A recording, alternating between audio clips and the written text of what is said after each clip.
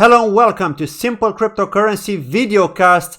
My name is Claudio. This is CryptosChain, the channel that does cryptocurrency news, reviews, demos, and interviews. And today I've got Kyle from CryptoZombie in the chat. What is up? Welcome, welcome. And please introduce yourself to the people that don't know who you are. Well, thank you so much. First off, calling me Kyle, that's very personal. It's interesting though. Most people refer to me as K-Dub, but we've obviously known each other. You've actually been in the community for quite some time. So, yeah, just want to say thank you so much for having me on the channel. And yeah, I appreciate it, man. It's been a long time. We've been pushing this one off, so I'm glad we finally got together today. You're very welcome. And I feel very happy to have you on as well, because, you know, I've been a fan of your channel for quite some time, more than a year now, actually, when the bear market started, because I opened my channel in April 2018. So I've been following a lot of YouTubers, but I specifically liked your channel because of your enthusiasm and how you come across to people. So I think that really helped you with your growth. So the next question I have is, when did you first hear about cryptocurrencies, and when did you first invest? Okay, those are two different things. I first heard about crypto a while ago. I don't remember the specific day when it was. I think it was sometime in like 2013, and I don't remember specifically, but I was at a party, and I remember one of my friends just kept telling me, you got to look into this Bitcoin thing. You got to look at it. It's going to change the world. It's revolutionary. And, you know, all I cared about was just partying, having a good time, and didn't really pay much attention to it. And then, you know, a few years later, 2017, I was doing some online, I was actually doing some affiliate stuff, and one of the guys that I was working with, he actually got paid in Bitcoin and was paying somebody else in Bitcoin. Now we weren't doing anything illegal. He was just, you know, it was faster to just pay him the Bitcoin that way. So I was like, so you guys actually accept this as money? He goes, yeah, definitely. I was like, all right, cool. So I opened a Coinbase account, bought some, forgot about it, right? This was in May, by the way, of 2017. I bought my first Bitcoin at 2,200. I came back, I think it was like a month later, and the price had just gone up. And that's when I was like, whoa, wait a minute, what is this? So then I start looking more into it. Then all of a sudden, you know, you find out CoinMarketCap, you find out about altcoins, and I literally couldn't sleep, man. I was just like blown away by the tech, blown away by the concept, you know, learning about all this different stuff. So, and I'm still here, and I'm still excited about it. So I don't think it ever went away, actually, to be honest. Wow, nice. That's a good history. And you actually started just before the real bull run started in 2017, because like 2016, 2015, people were like not so much into crypto, only very few, maybe like developers and stuff, IT guys, techie guys, but... Well, yeah, I mean, a lot of the nerds, the nerd money, they were into it. But for me, yeah, I did start buying Bitcoin in 2017, but I didn't start my channel until, actually, I literally opened my channel December 31st of 2017. And I know a lot of people are probably like, oh, starting right at the peak. Well, it was actually more work related because I was doing landscaping at the time. So I was seasonally laid off because it was snowing. So I literally didn't have anything to do. So I said to myself, well, I've been listening to crypto for like 6 months now. I'd listen, you know, in headphones at the job, but I was like, but you know, I feel like there's certain aspects that I wasn't really getting from the YouTubers I was watching. You know, for the average everyday person, the 9-to-5 guy that doesn't have time to sit there and go through all the Reddits and all the charts and everything all day, because you know how fast this place moves. Of course. Crazy. Changes from day to day. Yeah, exactly. So that was basically my whole thing. And, you know, here we are, 2019, and we're still doing it. So, and, you know, it's like, it's not a crazy formula. I mean, I don't give investment advice on my channel. I don't tell people when to buy. I'm not into stuff like that. I mean, but you do a little bit of TA though, no? From time to time, like. Right. But with my TA, it's more or less just so like we can see where we are. You know what I mean? But I never give call signals. Like even my portfolio, people have asked, like, can I see your portfolio? And I've never shown my portfolio. And some people say, well, that's not being transparent. Okay, that's fine. No, that's fair if you feel that way. But for me personally, I just don't want people copying me. You know, what if I'm wrong? I'm just a guy on the internet, you know? And let's be real. A lot of altcoins that looked promising, that were doing extremely well in the end of 2017, early 2018, now have lost over 80%, 85, 90% of their value. Is it because they're bad? Is it because they're scams? Not necessarily. I just think that the times have changed. The market has changed. Yeah. And you know, we put the carriage ahead of the horse and we got a little ahead of ourselves. And so the people too. The people are smarter than they used to be now. Like they're more educated, we could say. Yeah, definitely. It's all about education at the end of the day. I mean, you jump in, you're new, you've no idea what's going on. I mean, we've all been there. And then it takes time to understand how the whole thing works. And even then, you still can't be 100% sure about something. But yeah, thank you for that. That was really great. And now it's time for the shout out. So who do you want to shout out to? Who do I want to give a shout out to? I want to give a shout out to the community, man. It's not like my mom's watching these things. So, everybody that's been supporting, everyone that's been sticking it out through the damn bear market. I mean, it was absolutely brutal. And I'll be honest with you, I was one of them. So I was getting the arrows in the back, just like everybody else. I was hodling to the grave. But that's why this time around, a lot of people say, well, you're mostly in Bitcoin. Currently, I am hedged very much so in Bitcoin. And the reason for that being, I think, I'm a little off topic right now. I know you told me to shout out, but I just wanted to say, like, as far as the altcoins are concerned, I understand trying to time the bottom, but I just don't think you can. I don't think anybody knows where the bottom is. Yeah. Nobody, if they say they do, they're lying. Nobody knows where the bottom is, they right? They can give you a probability, but never like... Exactly. So for me, I mean, Bitcoin is a different animal. I'll buy Bitcoin down to $1,000. That's just my own personal opinion. Don't do what I do. But as far as altcoins, I wait until there's that real pump. Like you can see it, right? And yeah, you might miss the first 10%, 20%, right? But at least once you have that confirmed uptrend, well, then you can ride the next 7x, 10x all the way up. But at least you're not lose, you know what I'm saying? Like once you have that confirmed floor, and right now, I mean, even just looking at the chart this morning, overall, the altcoins are still tanking, give or take a few that are doing well, but as a whole, they're all falling. I mean, even Bitcoin itself is struggling right now in this wedge. Yeah. So I think it's different because, in 2017, Bitcoin pumps 5%, altcoins pump 10 to 15. Exactly. This year, Bitcoin pumps 5%, altcoins pump 3%. You see what I'm saying? Like, it's just a totally different ballgame this time around. That's it. We'll see how things move. So yeah, I would like to give a shout out to with the community as well, CryptosChain _community on Telegram. If you haven't already joined, do so. For those that have joined, big shout out to you and thank you very much for being with me. And also to my colleague who's also into cryptocurrencies, and he actually knows about you. He told me about you back in 2017 towards the end, I believe it was, or I think it was early 2018. I can't remember exactly, but it was, I think, when the bear market started. Basically, his name is Nacho, and he said, tell K-Dub to send me one of those ledgers that he always gives away. He was joking, of course. But he knows that you give them away all the time, so... You know what the funny thing is with the ledgers? It's actually like, like everyone's like, it's kind of like a gimmicky thing, but it's actually really cool because what happens is people actually buy ledgers, like they'll buy ledgers using my link. Yeah. And then I just use the money to buy more ledgers to give back to people. So yeah. It's not really, I mean, it might be gimmicky, but literally it's fun. And hey, man, listen, you got to keep your crypto safe. And if you're going to promote one thing, I'd rather have people get their money off of the exchanges. You know what I mean? Because yeah, it was nice when Binance was able to have the Seifu fund, but what if you're using another exchange? We saw so many people lose their funds. So I don't know, for me, it's fun, but that is pretty funny. Tell Nacho I said, hey. So. I will. And he's going to watch this video as well. So he's going to hear everything you say. He's actually going to be on the train to Madrid tomorrow, I believe. So he said, I'm going to watch the video with Crypto Zombie when I'm on the train. Awesome.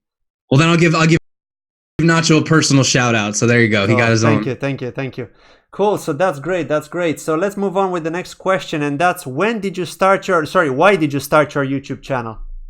Why? Well, I think I kind of already answered that, but it was basically because number one, I was bored. Number two, I was obsessed with crypto. Yeah. And number three, I just felt that there was sort of like a flavor missing. Like there, like for example, with the news and stuff, I just felt that you were either seeing channels that were just really, really advanced and you could never even watch them as a newbie, as a beginner, because it was too advanced, or the other channels were basically just doing a lot of beginner stuff, right? And it was all just like how to do this and how to blah, blah, blah, blah, blah. But there wasn't that like mix of like sort of like a place where like beginners, but also OGs that have been in the space could sort of watch. And I sort of thought to myself, why can't we do that? Why can't I make a show where we can talk about current events, what's happening today? We can talk about maybe things that are somewhat confusing towards newbies, but every episode I do like to put in a little bit of like education, it's in there if you watch. I always make sure to kind of put one or two things in each episode. But I found like if you just make like a solo video,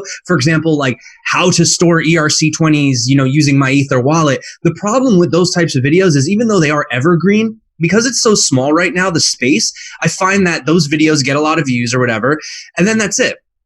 And then when new people come into the space, they don't really find that information anymore because it gets sort of like flooded. You know what I'm saying? And they don't really find those videos. I mean, I guess if you search for it, but I just find that if every day you can keep reminding people, like for example, if there's a hack, right? That's a great opportunity to go over safety. that's a great time to now bring it up again, you know? So it's just kind of like that, you know, just sort of an ever, I don't know, growing sort of evolving thing, you know? I don't know where, like, I don't even know what I'm going to talk about when I wake up. I have no idea. It's always new to me. And just to bring back one thing you were saying about safety, get your money off exchanges. That's actually a very good thing, and many people should do that. But there's also one thing that can work against you if you do that as well. Like that happened to me recently. I'm not going to name the coin because I don't want to seem like I'm shilling it, even though I'm kind of supporting that coin, but I also trade it. So basically what happened, they're doing an audit at the moment. So they've disabled deposits on exchanges, but withdrawals are open, so you can withdraw. So what I did is I bought that coin when it was really cheap. And then I took it off the exchange a day later because I was like, I don't feel safe, even though, you know, and nothing probably will happen, but you never know, right? It's quite a lot. So I decided to withdraw it. But then what happened is that 2x'd on that exchange. But then on another exchange, which is decentralized, where you could also trade that coin, and I can still trade it now, the price is much lower. So I was like, damn, why did I take it out? You know, so there are those small moments when you're thinking to yourself, why? When you're trading, of course, if you're hodling, definitely take them off exchanges. That's kind of like weird to me, though. Like when you see the like an arbitrage opportunity, but you can't deposit, that always makes me feel weird about it. Like, have you ever seen like an exchange close, or like remember that week when Binance, right after the hack, when they were sort of updating, and it was like either you're on there and you could trade within those funds, or you're off and you can't. And I remember during that week there were a lot of coins that were pumping. Some of them were doing quite well, and I literally couldn't get in or out because it was thinking about Matok. You had your funds on, or that was it. And if you didn't have any money on the exchange, you couldn't send any money to the exchange. So I was missing out on all these great opportunities. Matok. I was thinking about Matok as well with that one when it was 1/3 of a cent. And Matok was crazy. During the Binance hack. That was crazy. What you want to hear the craziest story about Matok? I still do like Matok a lot. I think that they have a lot of potential, you know, especially with Ethereum. You've been seeing the scaling situation, and the Tether's taking up like 25% of the chain now with the ERC20s. So, and I'm not fudding. Vitalik came out and said this himself too. So it's not just me. But I definitely agree with that. And the Matok thing was so funny because I had actually put my video out at literally, I'm not trying to brag. It was like the lowest point, and I had not, like, usually you think to yourself, like, okay, these guys, like, K-Dub's going to buy Matok, then he's going to put the video out, he's going to pump the coin, right? Totally opposite. No, I was planning on buying Matok, but then Binance got hacked that day. You can't make it up. Look at the day that the video came out. It got hacked that day, and I could not go buy. So I had to sit there and watch, like, the first initial pump of Matok, like the real big pump. I only had like very little from what I had been holding before, and by the time the exchange opened, I still was able to make a good, you know, gain on it. And that was like a 12x or something, wasn't it? Yeah, it was more than 12x. I think it was more than, because it went to 4 cents.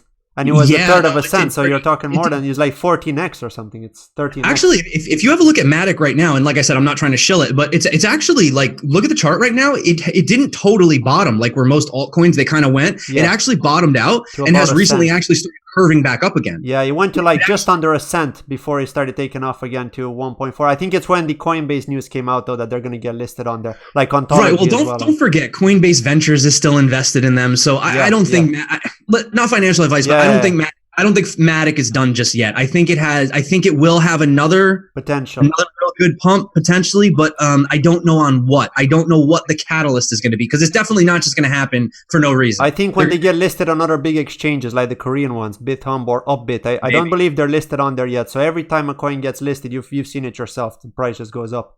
But cool. No, I know.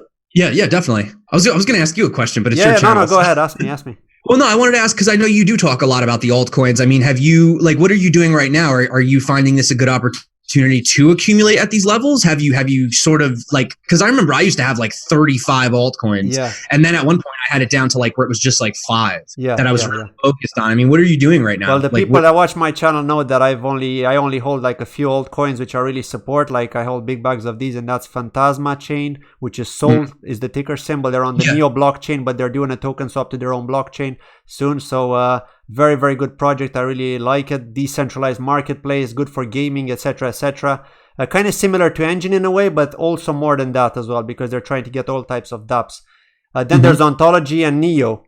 So these three are kind of like my top three favorite, to be honest. But I do hold other ones as well, just smaller amounts. And I don't really have the time to follow a lot up on them, you know, like, because there's so many things going on in the space. I try to focus only on a handful, and I've recently started looking into Engine. I was just surprised because I've heard you talk about Engine ages ago. Other people like CryptoStash talk about Engine, but I never actually looked deep into Engine until I did a review recently, and I really like what they're doing with blockchain gaming and with Samsung as well, the partnership. So I think that they've got huge potential, especially with gaming. Yeah, definitely. I mean, I agree with you. Those are all good ones, by the way. I like all those as well. So, I like Neo and Ontology too, because they pay you the gas, which is cool. Yeah. You know, because that way, even if it's during a bear market, at least you're still making something. Exactly. Right. So that's pretty cool. But yeah, I've always been supportive of those guys. I mean, I used to be huge. All I used to talk about was Neo. I don't know if you remember. But you know what the problem is with Neo at the moment is the lack of communication to the community. That's what's hurting them, in my opinion. Because they did say in their last AMA that they're going to work on Neo 3.0. It may take about a year. It's going to be slow. But the way they come across to the community, like if you compare them to Ontology are definitely more community friendly, right? I think it's just the people that work in marketing and stuff. There were a lot of complaints about that. I feel like last year, like even one of my biggest complaints with Icon was they did the same thing. You know, they were like, for example, with like the consensus nodes and the P-reps and all that. I mean, I feel like that news came out and then we just didn't hear about anything for months. And it was like, what's going on? And like, you were just watching the price go lower and lower. And I was like, can somebody make an announcement, please? You know, like people are not going to wait. People are just going to dump. People are FUDing and that's it. I mean, it's the psychological thinking is like, if they're not telling me anything, I'm just going to dump, especially if they hold a few thousands. Communication, that's huge. It's in this, especially with the, you know, I hate to go into like tribalism because it's just the space is so small. I don't even know why we're fighting. Like we should all be trying to help each other out. But regardless, even within these smaller communities, you know, if there's not that communication, there's not that engagement. Yeah, it just falls apart. You know, that's true. And then people start FUDing and things like that. So now the next question, off the top of your head, what do you consider the best crypto-related interview that you've ever had? I don't want to offend anybody. Actually, do you want to know? Probably. And listen, I've had a lot. Okay, and I don't want to offend anybody out there. I love all you guys, but one of my personal favorites, and you guys can Google this one if you want, was the one that I did with actually Phantom, because it was with what is his name? I can't even remember his name right now. From Phantom. It's been a while. But it was just the style, the way the interview went, I guess. That Crypto Briefing used to, why can't I think of the guy's name? Andre, Jesus, it's slipping my mind right now. Don't worry. He's a cool dude, man.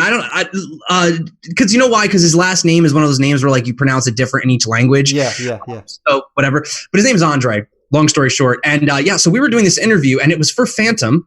And we start the interview and he's literally just like, let's talk about something else. And I was like, wait, what? You don't want to talk about Phantom? He's like, I talk about Phantom all the time. Let's just talk about something else. So for 45 minutes, we just start talking about like IEOs and like corruption in the space. And like, it was just it was like literally I sat down thinking I was going to talk about Phantom. And for the next 45 minutes, we talked about everything else but Phantom. And I just thought that was cool because usually when you talk to these projects, you know, they can't wait to just shill themselves to you, you know, for like the whole half hour. Whereas he was just like, nah. He's like, I like the tech. The tech is good. I don't think I need to sell it. Let's talk crypto. And I was just like, that was pretty badass. So, yeah. So that was that right there. Wow, cool. Good to hear. And it's really bothering me that I can't remember. It's really bothering me that I can't remember Andre's last name. I don't know why. I know like 100 people are going to correct me right now. I mean, it was enough to just say the project. He's going to know. If he watches this, he's going to know. Now, for the next question, are you planning to bring Token Tank back on? To be honest with you, it's kind of weird because these other guys started doing Token Tank live. I think it's the Bad Crypto Podcast guys. So they're actually doing like a touring version of it. Yeah. So I don't think so, man. I don't think we're gonna do it. It doesn't perform as well on YouTube, I think, as it does in person. I think when you go to the actual event, like a crypto conference, and then you get to see them on stage and kind of ask them questions, I think that people like that a lot more. I found that after a while, if it wasn't like super big name projects like Ontology or like a Hedera Hashgraph or something, people really just didn't really watch that much of it. So, then again, we also were doing the show kind of at the end of the point where like the markets were starting to get a little uncertain. I think people were starting to get a little skeptical of these ICOs and stuff. So it could have just been the timing, but probably I mean, from as far as I know, no, I don't think we're bringing. Had that been at the end of 2017, I'm sure it would have turned out differently. Oh, if it was the end of 2017, it probably would have been our best performing videos. You know what I'm saying? But now it's like, you put a video out talking about a project and everyone's just like, yeah, another one of these kind of thing, like it was really exciting. Smart contracts were fun. And then, DAGs and block lattice and all these different things they were coming out with, and nano, but then now it's kind of just like almost the same projects over and over again, but like with a tweak to the consensus. And most people are like, well, that's not going to be enough to really get my investment. I need to see more. I need to see more than just a good white paper. I want to see execution. I want to see this product out there working, and that's what I said. The next altcoins, or whatever you want to call them, projects that are really going to blast off, they're going to need to deliver, because no one is just going to trust a company on hype anymore. I don't think that'll ever happen again. I mean, it could, but if it does, then that will be when the new guys come in. I don't think any of the guys in the space right now are going to fall for that stuff, Now, the next question, do you normally just accumulate more of the same tokens or coins that you already own? Or do you look into new projects and invest in those as well? Not to mention any names, just... I think I get to a point where I feel I've accumulated enough. You know what I mean? Like, because you do want to diversify. You don't want to only own one token. Yeah. I mean, I don't know. I guess if you were going to go all in, Bitcoin's not a bad bet. If you were going to go all in, if you didn't feel like doing any research.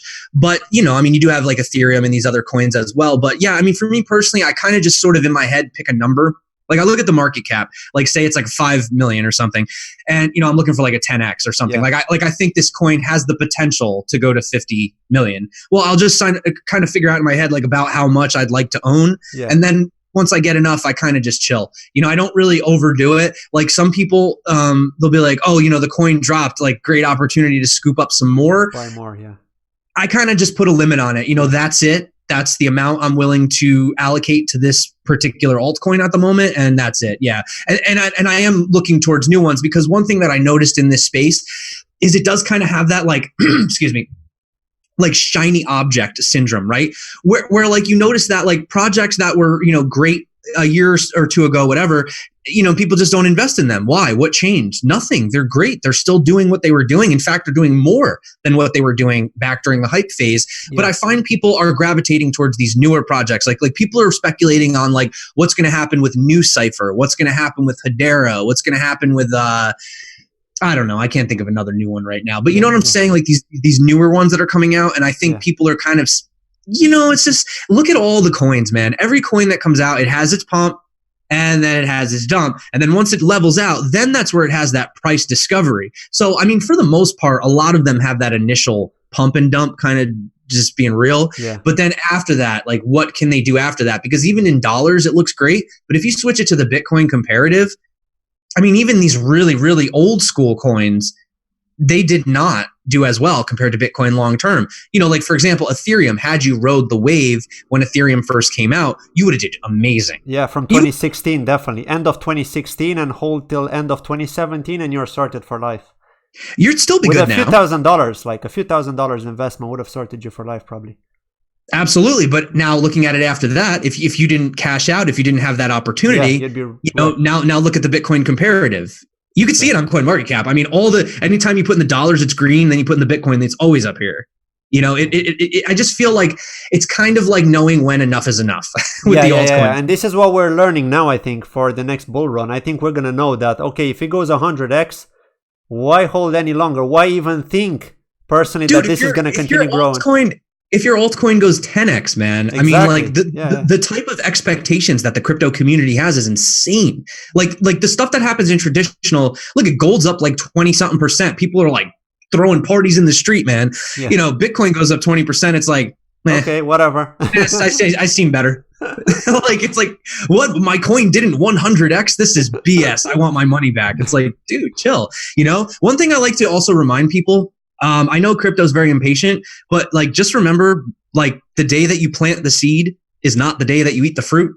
You know what I'm trying to say? Yeah. Like actually let the tree grow and then let the fruit and then you can eat the, so like ripe. Some people they buy something and they're like 2 days later, oh, it's not 100xing. It's like, dude, give it a minute. Like the real world doesn't move at the pace of crypto, man. Go walk outside, go to the mall. None of these people are moving as fast as crypto. So, you know, I don't know. So nice. it's just, patience, I feel, is important. Definitely. Now for the next question, how did you get through the bear market of 2018, psychologically speaking? Ooh, that's a good one. That is a good one, because I had a lot of people actually tell me that, thanks for putting out the videos. You got me through the bear market. But actually, this is going to sound corny. It's actually because of you guys. Like, if I didn't have the support of the channel, of the Telegram group, of people that were like looking forward to me coming on every day and talking about it, I don't know, because without that emotional support, going through this completely alone would have been tough.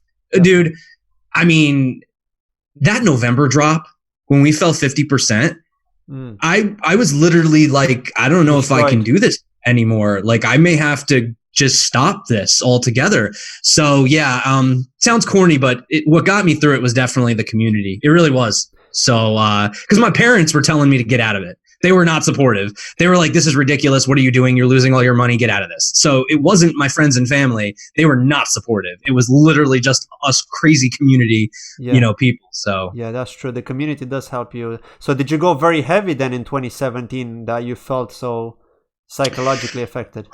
Well, probably, I don't know if I should, I'll admit it. I mean, I basically went all in on crypto in 2017. I mean, I put just about every last dollar I had into it. Now, luckily, I had been buying early on. So I had bought, Neo when it was ant shares and things like that. So I did pretty well. Not to say that I sold all at the top. I didn't. In fact, some of them I still, like, for example, Icon.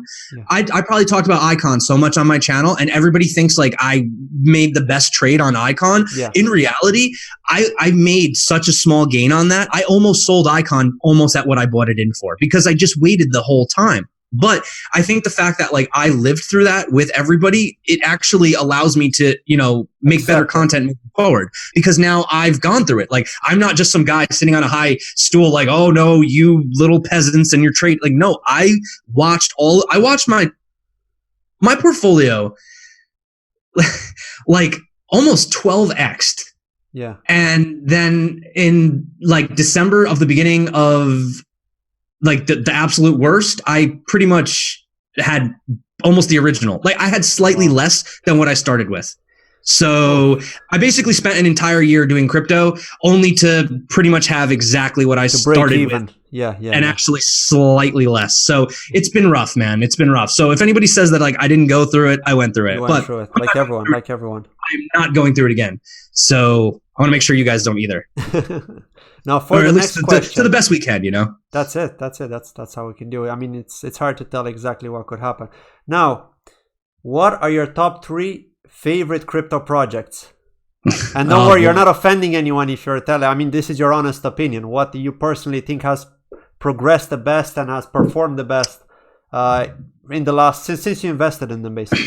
Top 3. Oh, it's hard to pick just 3, man. Excluding Bitcoin, because we're talking about.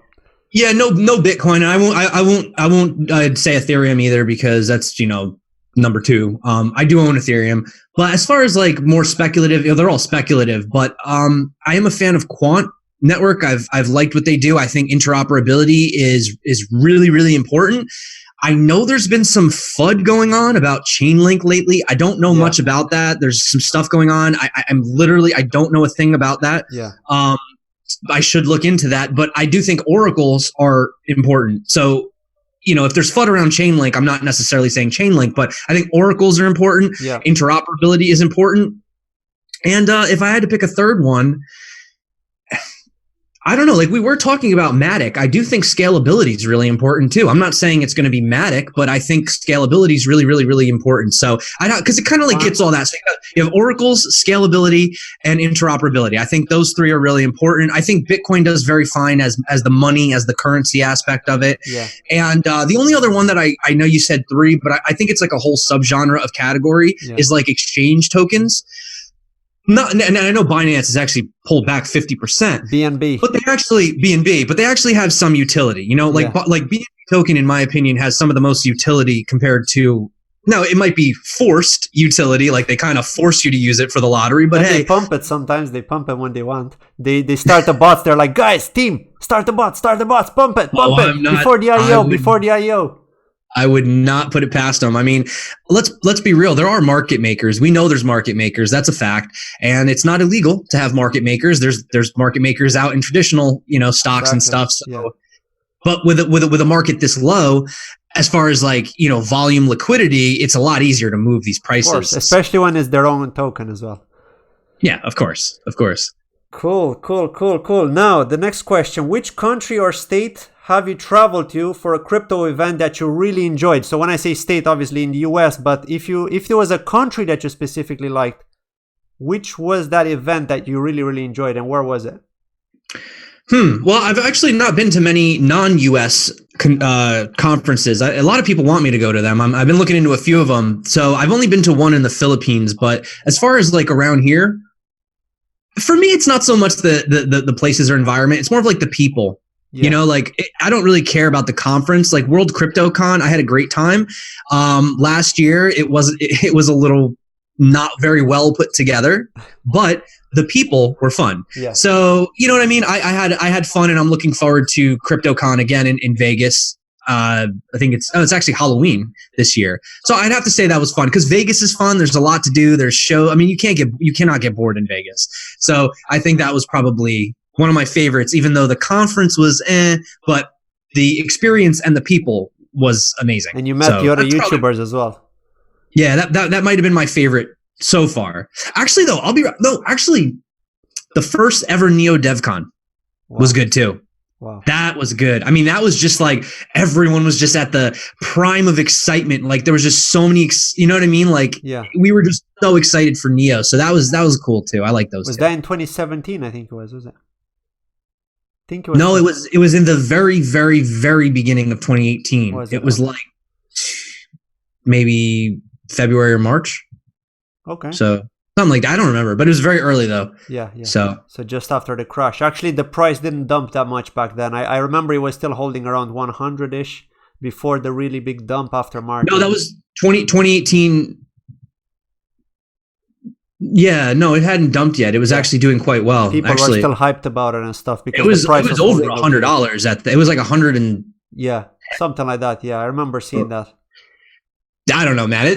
Dude, they all the days blend together in crypto. It's all just and there's so many projects in our heads as well, and prices and stuff and charts, so it's hard to remember exactly. But yeah, definitely good. So Neo, nice. For the next question, what would you consider doing in life if crypto made you a millionaire? Well, I'm going to be honest with you. I do like doing what I do. So I probably would still make videos just because I like this. It's therapeutic. You know what I mean? Like I actually genuinely enjoy making videos and talking to people and doing this. So I would definitely do that. I'd probably do more traveling. I do spend a lot of time in the studio. I'm not going to lie. But then again, like we were joking before, I do get homesick easy. So I travel for 3 days, then come home. But as far as like something I would want to do with my life, I mean, really, dude, crypto, I like crypto. Is that weird? I would want to go around and help people and educate and just do more crypto related stuff short term. But yeah, I mean, I tried being in a band. I was in a band for a while. I was a drummer. But yeah, I guess I just keep. Is that a boring answer? I would just do more crypto. Is that like too much? No. That's that. I mean, that's what you want to do. I mean, that's what you enjoy doing, and that's what you like. And also, I think having more freedom as well, financial freedom. I think that would make it easier as well, because you could be more like even more passionate than you are, basically, because you wouldn't have to think about the bear markets and stuff like that. I mean, you would still probably be invested in crypto. Hence why doing crypto videos, but you wouldn't feel that pressure because it's like, okay, not all my savings are in crypto. I still have cash as well. I got a house paid for, an apartment paid for. I don't have to pay rent. I don't have to worry about paying the bills or food or, You know what? Actually, let me kind of like just real quick clarify. I think if I did, if I was doing that well, I think I would look for also other investments too. Because right now, like it's basically only crypto for me. I'm not really diversified that much, except like within crypto. But I'd probably look into like real estate and stuff like that. You know what I mean? Just because you'd want to hedge. So I think that probably I would look to more probably real estate. Honestly, like I've always wanted to own like a big. Not like you ever see those big units like they have the little townhouses that'll have like 4, but then they'll have those like bigger ones or like the end of a cul-de-sac where they'll have like 12 units or like you know what I'm saying, like a bigger type thing like that. I might look into something like that. That'd be kind of cool, something to retire on.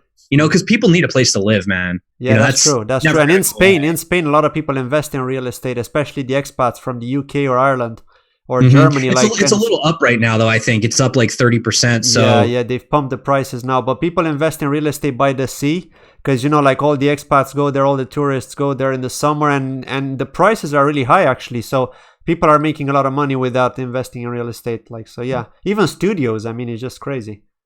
Absolutely, man. Yeah. So yeah, that's it's been a pretty good chat, man. Thank you. Yeah. I know I've got one final question, if you don't mind. One final question, which I ask every single person that I interview. I actually started, I think it was Oh Hey Mari that I asked first, if I'm not mistaken, but you're the next one. What is one thing that you truly desire? Oh, just in general? Yeah. Oh man, dude, that is a crazy question. That I truly desire. You know, I'm a little older now, clearly, than I used to be. Like if I was younger, maybe I would have wanted like some Lambos and stuff.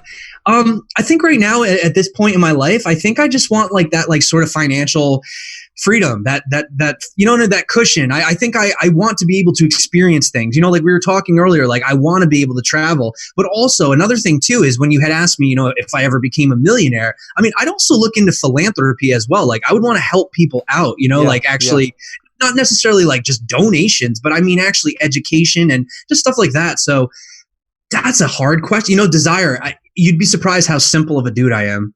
I don't crave any material things, man. Like I don't even own a car. I ride a bike. Wow. So for me, it's just sort of that